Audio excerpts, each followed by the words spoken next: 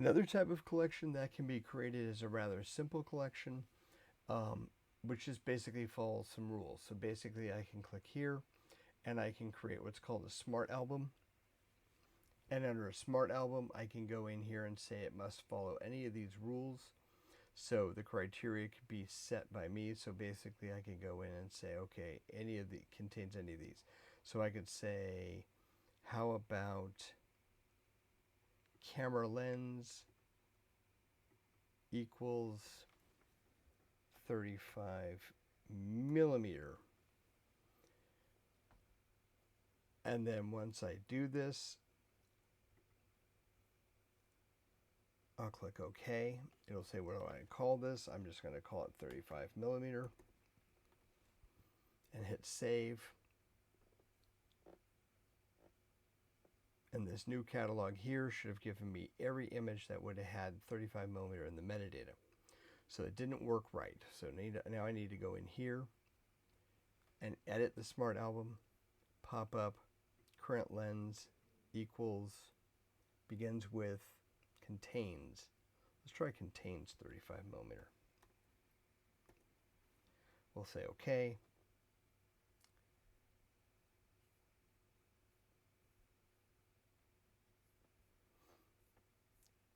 And it appears to have created the catalog, the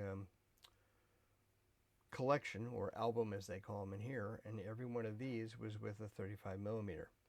Now it might be looking at the metadata here, so that might be just something that was typed in when these were shot. So if I go back in here and edit this again, that's what makes this so great. When you edit these, you can go in and say, okay, search criteria.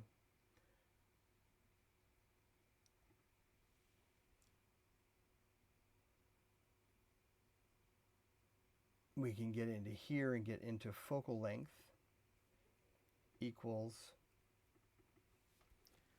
35 millimeter. Say OK.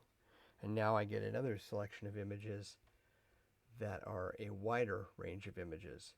You'll notice it doesn't give us a count because it's a dynamic filtered collection. So I can go in and once again edit it again. In this instance, I'm going to say give me every ISO that equals, let's say, 6400, and it found one image. Or I can say 12,800, and once again one image. 25,600, and I've got a few more images than that. So I've got 4 images that were at 25,000. So pretty cool. Smart album.